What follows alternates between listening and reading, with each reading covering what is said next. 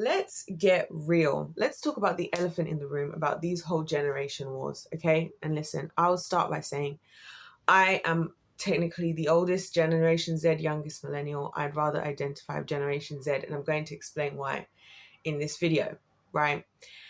I've noticed, and I'm sure you all have, there has been, let me put it like this, right? I'll start from my viewpoint, okay? Because this whole generation thing is something I think about on a daily basis, and I'm going to explain why. From my standpoint in my personal life, right, I am the oldest of my generation. Like, I'm the oldest grandchild on one side of my family, second oldest on the other side of my family, of which my mum, at least, she's the youngest of her generation, almost one of the youngest of her generation in the whole generations of all the cousins and everything. She's very much towards the bottom. And then on my dad's side of the family, it's kind of the reverse, right? As in, his mum is the oldest. He's the oldest of his siblings, and he's also one of the older ones, right?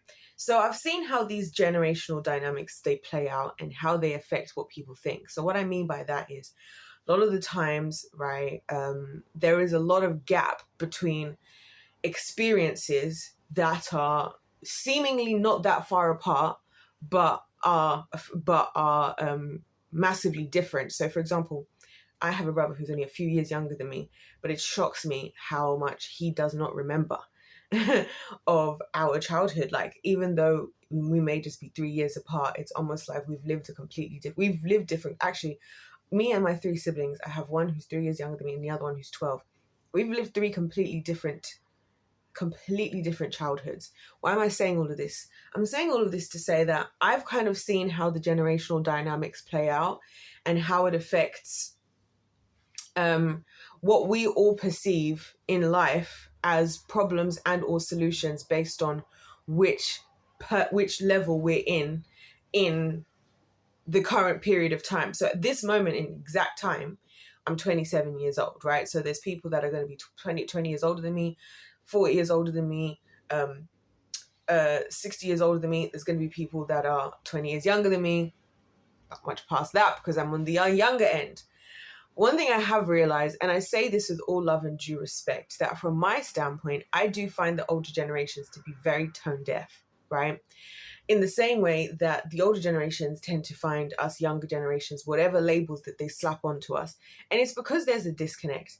And I feel that the one thing we all have in common that we should actually highlight, as opposed to the other things we're highlighting, is that we're all clearly having one particular shared experience, which is that something is really wrong, right? In society. Now, obviously, I just use my family as an example, so I'm not talking about that. I'm talking about society. Something is really wrong in society as a whole, in the world. Something is off, and we're all trying to figure out who's to blame. And unfortunately, and this is where I feel like this is the work of the kingdom of darkness, we always find ourselves having to blame somebody else. And whenever we are being asked to take any level of accountability, it's a taboo topic, right? It's a difficult thing to talk about because we don't want to be seen to not have being done good enough. And it happens on both sides, right? If I look at from my generation, when we get blamed, we are quick to defend our reasonings as to, we all do it in all of our generations, right? The older generation says, well, you guys have it easier. We're back in our day, we didn't have all of that. You guys all have anxiety, depression. One of the reasons I'm talking about this is because 61% of my generation, which, bearing in mind, they're being diagnosed not by other members of my generation, but by members of older generations, 61% of my generation is on being diagnosed with mental health medication. And I think it was something like 69% is considered to have anxiety or depression. I can't remember fully, completely. Now, a lot of the old generation, like, you guys are all just having all these feelings and you guys are all just whatever, right?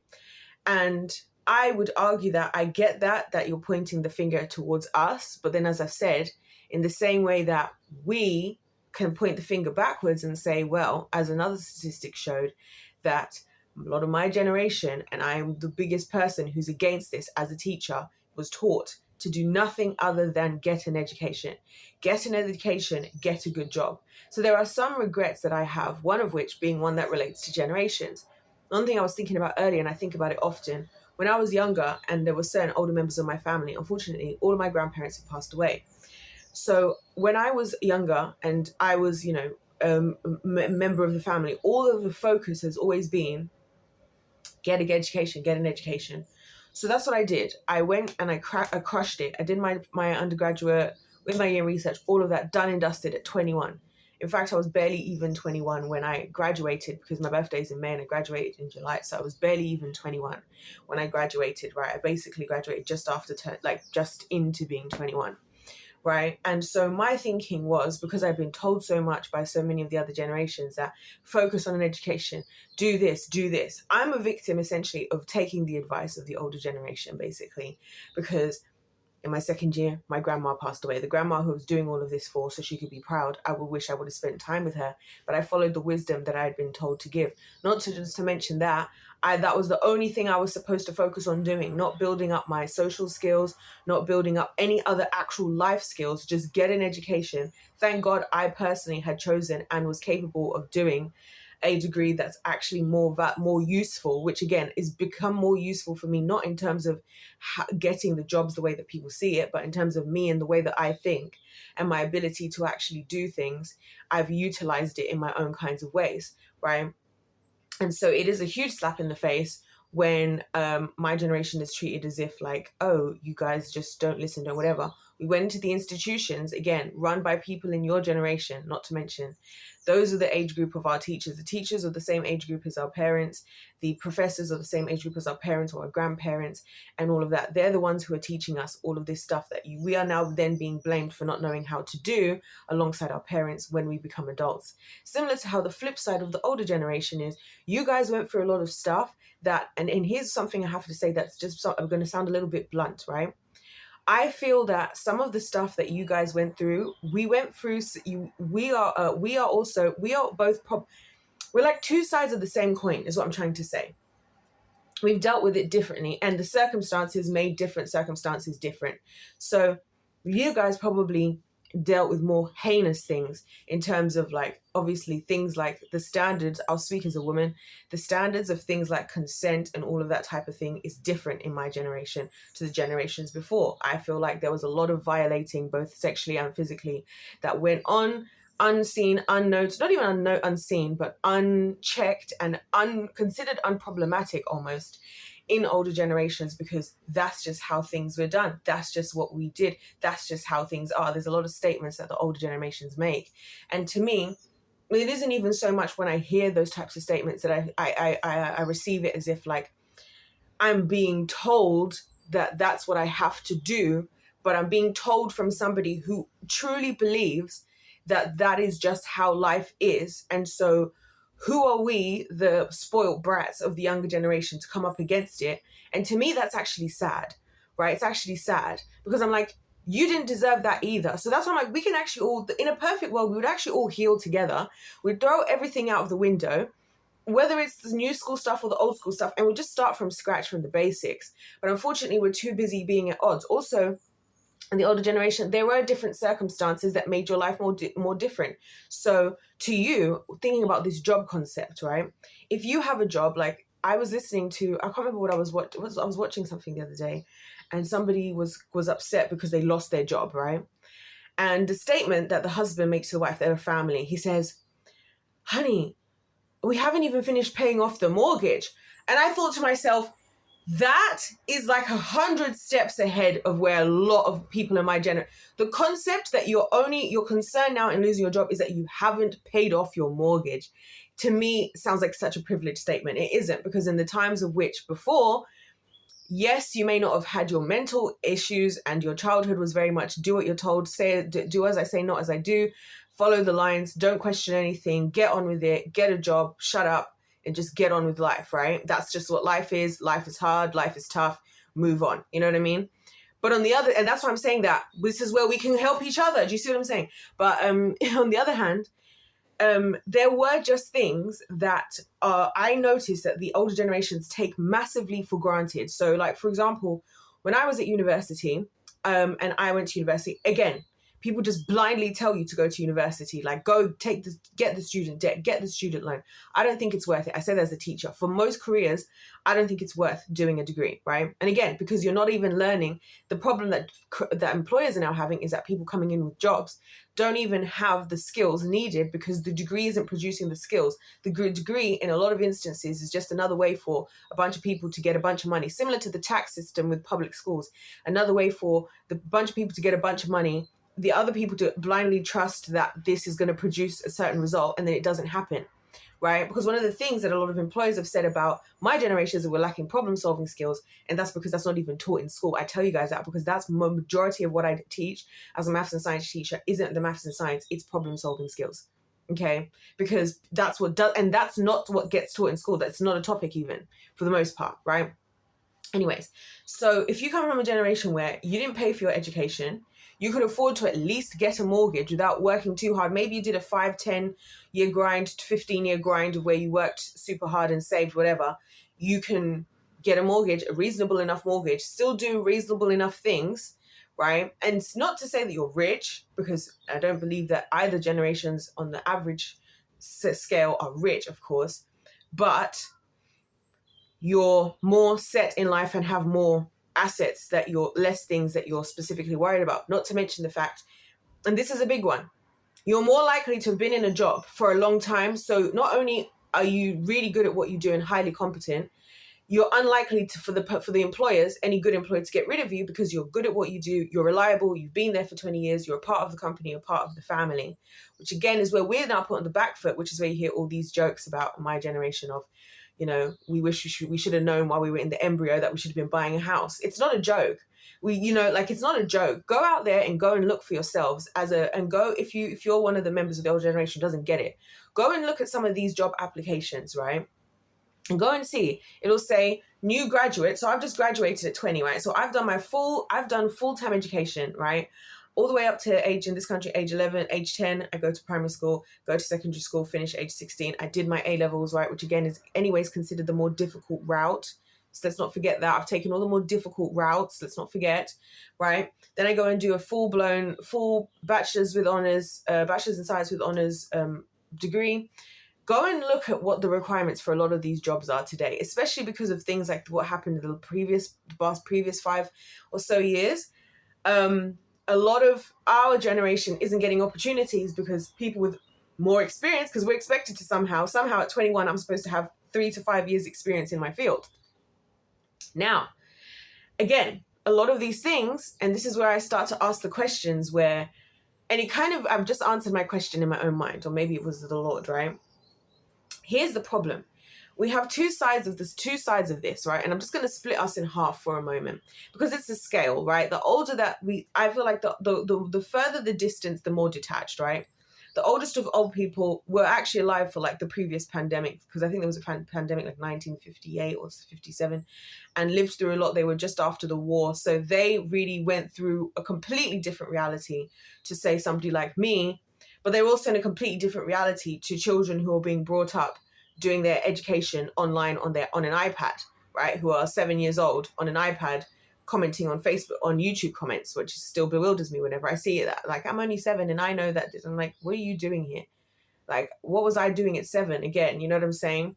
And again, about the disconnect, because it's another thing that I talk about, because I myself have grown up on technology. I've grown up on social media. So a lot of people with the tone deafness, I have to say, about the old generation is, you don't know what it's like to be a kid online, and you don't know what it's like to be left unsupervised. You weren't really left unsupervised per se. You know what I'm saying? In the same kind of way, because again, get on with it. Life is tough. Life is hard. You just get through it. You just push through, whatever. You need to do your education. I don't care how I feel about whatever, right? You weren't aware, like somebody was pointed out, that, you know, there used to be 1 hour news. You'd have a 1 hour news hour, and then you'd have maybe a newspaper. There wouldn't be 24/7. Also, your very same environment. I talk about this a lot of times with parents when they're like, oh, my kids are just always on their phones. I'm like, I get that, but you got to also appreciate the environment they're physically in, because in their physical environment, there's you and your spouse or whatever who are also spending all your time on your phone in a house where the TV's also on, and there's lots of things.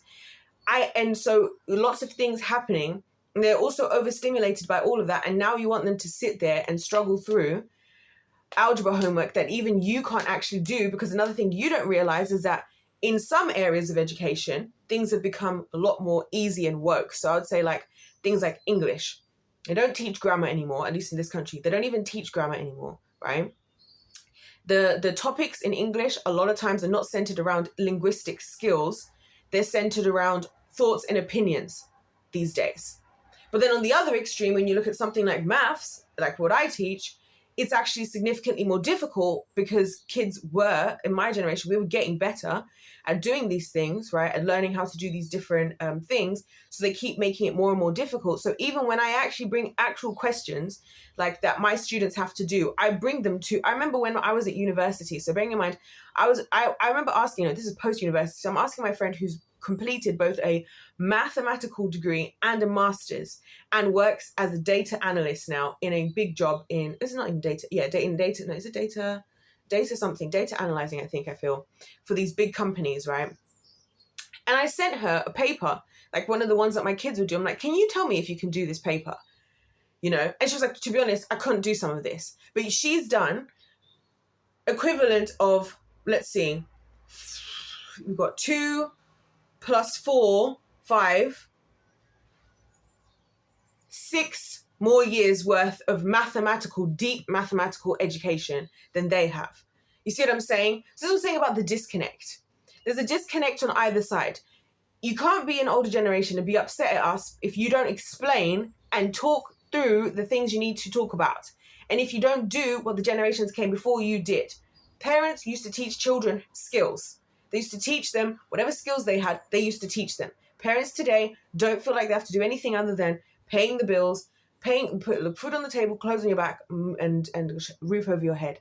And part of the reason why I mentioned that is because I get it. That's all parents today have time to do. That's also a result of the generations before allowing for these governments and whoever to pass all these laws with no resistance that has made it so that our lives mean that we spend most of our time, all of us, trying to just have enough money, resources, whatever, to live, that we're never actually living. It's just that in our generation, the only difference is that we're at a place where the state of society is, it's not even feasible to ignore the problems or to pretend anymore. Because we can't even just pretend to live. We can't even just sweep it under the rug. We can't even just get by enough. And then people have the audacity to wonder why someone like me would say the statement, I don't want to have children. Why on earth would I bring a child into this world in the state that it's in? What inheritance am I giving to them? What house am I giving to them? What am I giving to them? Because if the trajectory of society continues down the road it's going, they're going to realize what I did, which is, oh great, I've been born into a nightmare. I've been born into a nightmare where I now, just for the sheer fact that two people, and I just think that it's crazy, that two people can just come together and have sex and you can be forced into this existence is crazy, right? And now we're supposed to just figure out a bunch of stuff in a world that doesn't even look like the world that existed when we were even conceived in the first place. And somehow we're the problem. And what I'm trying to say is, no one's the problem here other than the problem itself. And the only solution to the problem isn't me being against the older generations being against the younger generations, or anybody being against anybody.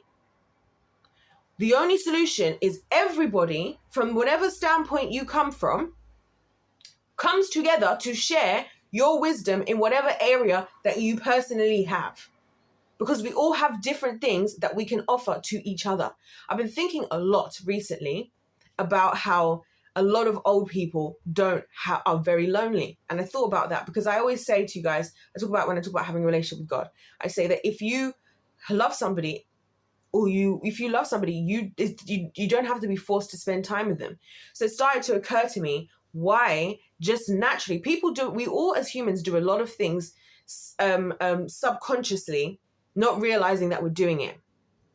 Why is it that a lot of people now have normalized the distances in families? It's no longer so as much of the big family get-togethers as historically was more the norm, right? Grandparents are not necessarily seeing their grandchildren as much. It's because there's issues, there's silent elephants in the room that can't be discussed because everybody's going to get their feelings hurt.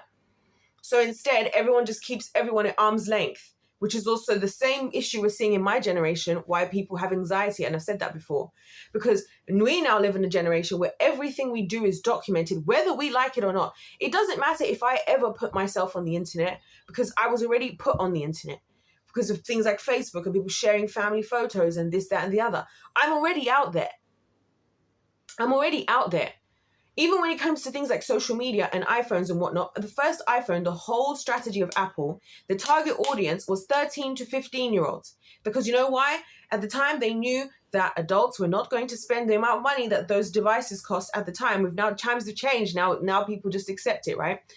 But the adults were not going to pay the money. So they're like, listen, we'll just target the children. The children will nag the parents will pay because just to shut the kids up, right? And boom.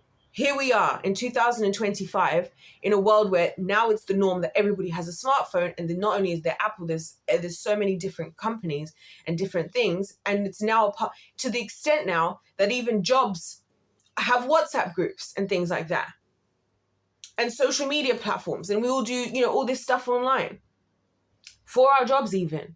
So what I'm trying to say is that there's no use us being tone deaf to each other. I get it. Listen, there's a lot of things I don't understand about the older generation. And instead of you having your back up to us and just being so bitter, how about just talk about it? We would love to know. We would love to learn. You know what I've realized as a teacher, and it's one of those things that upsets me a lot, is that most kids who are just being slapped with all these labels and being taught, like my whole generation been told, well, we're just problematic. When you actually just talk to them as somebody that might actually have genuinely not known any better and would do better had they known better, guess what? You won't believe this. They now do better.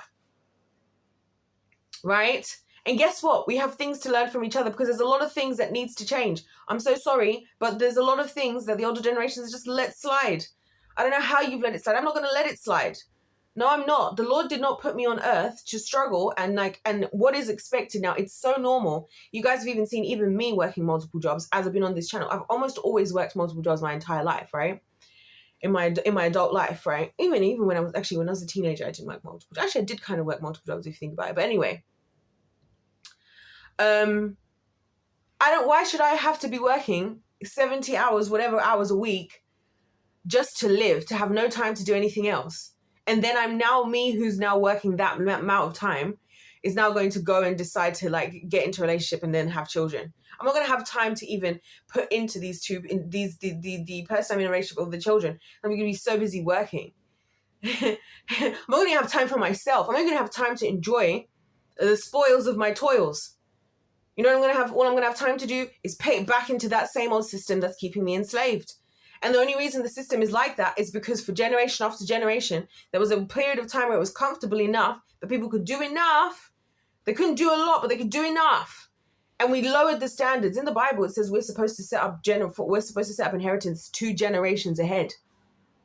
And you know why I think that's genius? Because it means that if I do that and then my children do that, right, then they're thinking 2 generations ahead. The generations are always doubly covered. Do you see how that works? The generation's always doubly covered, which actually takes the pressure off. But now we're in a society where we're so busy working backwards, right? We are the generation when we have money and we have success. The first thing, what are we first thing we're thinking of doing? Paying off our parents' mortgages, giving money to our parents. Even me, that's the same thing. Then I'm thinking of, what can I do to support the people that help me? But you know what that also does? That also means that also is backwards for my future kids if I don't have enough to also set myself up and them. And then it's just a perpetual cycle of all of these same things. We're always having to correct backwards. This is why I feel like in my generation, we just don't, I refuse to make the excuse anymore that older generations do of this is just what we went through. This is just what this. So what? Guess what? I went through what so many of you guys went through, and that you're saying we went through this and we're fine. And I realized I'm not fine. And I need to figure out how to be fine. Otherwise, I'm going to be that same ignoramus, tone deafness, speaking to my own child after having continued on what I could have dealt with myself, right? Instead of taking the advantage of, okay, this is where I'm at. Let's all come together and no one's to blame. Like I said, the problem is the problem. The problem isn't each other, right? What did we go through? What happened? It doesn't have to be about physical people. This is why when I don't like to talk about my own personal issues in life with anybody, because I feel like people overly make things about individual people, and it's not about individual people. It's about bigger societal issues.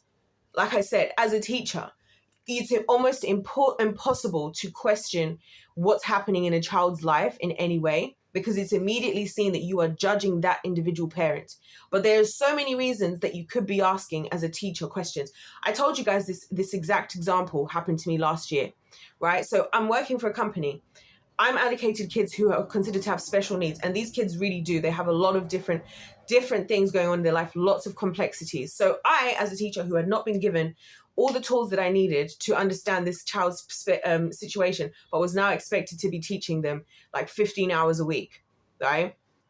Out of nowhere, I've not been given a curriculum. This is the fault of the organization, by the way, because they did wrong also, all the powers that be. But I'm obviously the teacher, and here's the child, and there's the parent. So I'm speaking with a parent on the phone, as I always speak to parents, because I believe that it's their child. They know them really well. I want to hear their input. What do you think? How can we help? How can I help, right? So I'm just trying to gauge from this parent. I'm saying, so what is it exactly that you guys have done over the last couple of years, right? Because I'm curious, what's happened? Has it been absolutely nothing? I've been given no starting point, and I'm supposed to be teaching like 3 different subjects to this child. Actually, technically speaking, 5 different subjects, right? I have been given nothing to start off from. So I'm just trying to figure out, hey, what is it exactly that he's been up to the last couple of years? Like, what's the school been doing? And I've had those conversations multiple times with other kids in the similar thing. It's like, oh, he hasn't done anything the last 3 years. It's actually been horrible. We've had horrible experience. And then I get to understand, and then we figure it out, and then we have a system, and then everybody's happy, and then it's all good, right? One particular parent in question, however, got upset, didn't say anything to me, goes to the people, to the organization, because she felt I was trying to say she didn't do a good job with her child. And I thought, this is exactly what is the problem with the older generation. This is exactly it. I was asking questions to do my job for the child better. I've been given nothing, and I'm trying to do my best. I could be like other people, and I could have just ditched the kids' lessons and said, well, blame the organization, blame the Department for Education. But I showed up anyway, because I appreciated that it's a tough situation, and they're probably doing their best, and they're not the problem, right? But then lo and behold, it backfired on me, didn't it? And that was my final straw, by the way, if you guys don't remember. That was my final straw. Because then I was told, me as a 27-year-old speaking to this teacher, to this parent who's at least 15 plus years older than me, right? My lesson now gets cut in the middle of it. I'm having with this kid. I don't know why, no one's told me. And for the next 30 to 45 minutes, I'm panicking because I'm the one who's responsible in that time. Why is my lesson being cancelled? No one's communicating. They get back to me. Oh, Mum basically thought that you were trying to say that she wasn't doing enough for her child. So I'm saying, I can't even ask a question as a teacher, because that's how sensitive the older generations are about not being considered to be bad parents. It's like, listen, no one's trying to call you a bad parent. We're trying to figure out what's wrong here. Then he's like, oh, by the way, yeah, if you could just, we just got to understand, yeah, she realizes that maybe she overreacted, and she just wants to know, and obviously Mum has ADHD, so if you could just, so now I, the 27-year-old, right, who's also got many reasons to react, who also is the only adult in this adult situation being the adult. The Department for Education isn't doing what they're doing. The organization isn't doing what they're doing. The freaking parent is just getting all up in their feelings, who's all these people are at least 15 years older than I am. And I'm the one expected to be the most mature person in the room. And you know how that works out for me in my life? I bear the brunt of all the complaints of the older generations, and I always have, and I hate it. Right? And then people put me as like, well, I'm just this rarity in my generation. And the truth is, I am. And you know why? Because God invested in me. Because I have I didn't have all those other areas and support systems. I didn't have all these other things that I should have had. And I decided to rely on the Lord when I was 7 years old. Right? So when I have to go to somewhere, He is the one who gives me wisdom. He is the one who teaches me about these things. It's not just come from nowhere. It came from an investment. It came from a group project. God, the Spirit, the Holy Spirit, Jesus, the angels, the people that God has used along the way in my journey. Because it didn't come from no support system. It didn't come from no strong whatever background or functional background. It didn't come from no nothing. And that's why I can see all of this stuff for what it really is. Because then I'm now here like the anomaly, And I am one. But the elephant in the room as to why I'm the anomaly is simply that because I have what isn't actually currently available in the world to any of the generations, not at large, if that makes sense. And that's why the world is the way that it is. That's it. And that's why I'm saying that the problem isn't each other. The problem isn't the older generations. The problem isn't the younger generation.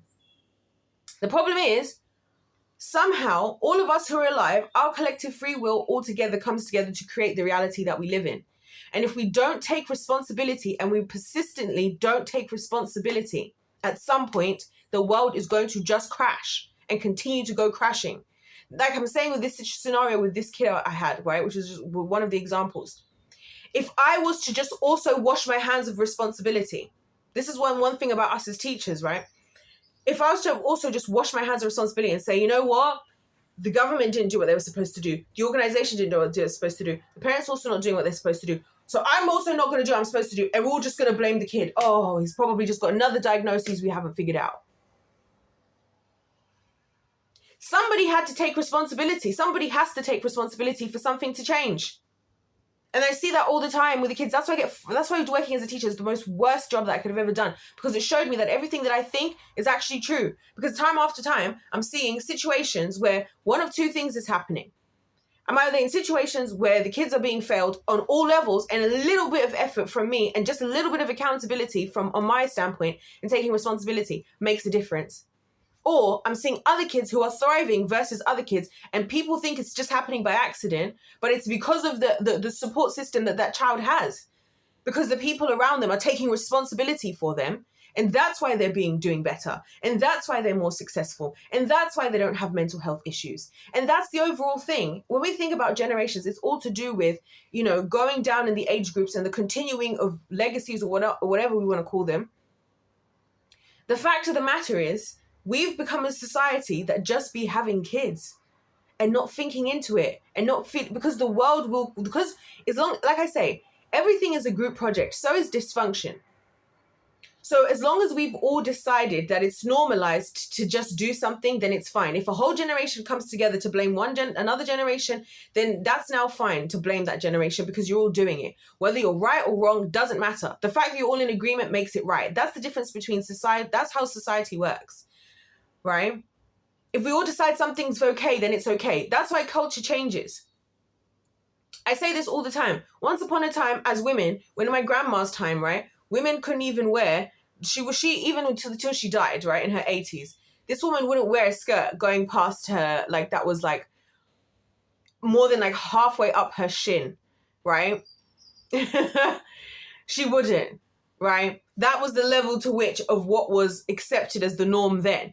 This is without saying whether we think it's right or wrong. This is just my point about society, how society just makes its own decisions and why society shouldn't be trusted and why we should trust God. Because if society is just going to ebb and flow, like how we went from that to, I'm thinking of that lyric by, what's her name? That female rapper, what is it? She's Sexy Red, I think she is, who said that statement about her female anatomy, which turned out not to even be true after people had seen the video. So we've gone from 1 minute, we can't even wear a skirt past, but why is that okay? Because society's just now made it acceptable. So now, like I said, now it's cool for us as women to just do whatever. We can be whatever. You know what I'm saying? Because societally, it's accepted. We're accepting it. Just like I said about this girl, the one who's found to have, who has slept with 1,000 guys in 15 hours, everything. And then she's like, oh my gosh, I'm pregnant. Oh my gosh, she's not pregnant. Whether you agree with what she did or not, the fact is 1,000 men showed up. If that isn't us all agreeing that this is okay, I don't know what is. And that's my point, is why we can't just be trusting in the world's customs. And yes, we can make every excuse in the book. I can wash my hands and I can say, you know what, this world is not my problem. Those kids are not my kids. This, you're 18 now, you're older, or, the government failed you, I didn't. The school failed you, I didn't. I can wash my hands of everything. But the fact of the matter is, if we all do that, what's going to happen? Oh, where we're at now, we have an orphan generation, right? That's just being raised by somebody else, because guess what? That's the plan of the enemy. Get us all to have issues and always be pointing fingers at each other as adults, whether it's about our gender, whether it's about our generation, whether it's about our political views, whether it's about our religious views, whether it's about our social views, whether it's about our dietary views, whatever. argue about it, right? Meanwhile, he gets to have his way with the kids. And then after we take a breath from arguing amongst ourselves, we look at the kids and go, oh, what happened? What happened is we took our hands off. What happens is we didn't learn. What happens is we saw what came before, we saw where we were now, we didn't make any changes, and we decided to just continue on and just wash our hands. You know what? This life is good enough for us, so we'll just continue. And that's what my generation can't afford to do. I'll tell you the truth. We can't afford to do that. It's not feasible. We can't just wash our hands. It's not a reality anymore for us. We're not just upset and fiery and standing up and doing things differently for the sake of it. It's because we can't even just do what was done before and get away with that anymore. And actually, it's a good thing because it's bringing all the issues to the forefront. So I hope that's helpful, and I hope you guys understand where I'm coming from. Like, I'm not trying to wage war against the other generations or anything. I'm just trying to say that, like, we are all responsible for the world that we create together. The power's with the people. No matter what age and generation that we come into, I've decided for myself that I will take responsibility for my generation. I've decided that, because if I don't, maybe nobody will. Just like it seems like a lot of people didn't in previous generations, and look how they turned out. I'm fearful of turning out. I am, one of my greatest fears is to turn out like the adult population of today. I am scared. I am scared to wake up as a coward. I am scared to be a slave to my feelings, and I am scared to be so quick to accuse before I self-address and have self-awareness. I am scared of just casually splitting my legs open, right, and letting somebody impregnate me just to wash my hands off of responsibility when it suits me, and then want to be seen as the authoritarian when I feel like it. I am scared of those things. Scared. I am scared to be so comfortable in my existence that I'll allow myself to be prostituted and battered and bruised and beaten and exploited and enslaved by governments and organizations just because it's comfortable enough to live in that slavery. I am scared. Genuinely. Because I'm like, what is the other option? Because I don't even see anybody else doing the other option for the most part. All I see is obedient sheep following tyrannical masters and continuing traditions that are not even centered in logic, who then have the audacity to question where the problem solving and logical skills comes in the younger generation that were not even displayed prior. How can you teach or understand or expect something you can't do? This is one of those questions I ask to the Lord all the time when it comes to my interaction with adults. How can an adult person in any way ask me or critique me when they have not done what I have done? Who are you to ask me to do something you cannot do? I ask of people and I require of people what I'm already doing. That's why I'm saying all this stuff. I'm already in the trenches of this. I'm already changing the game.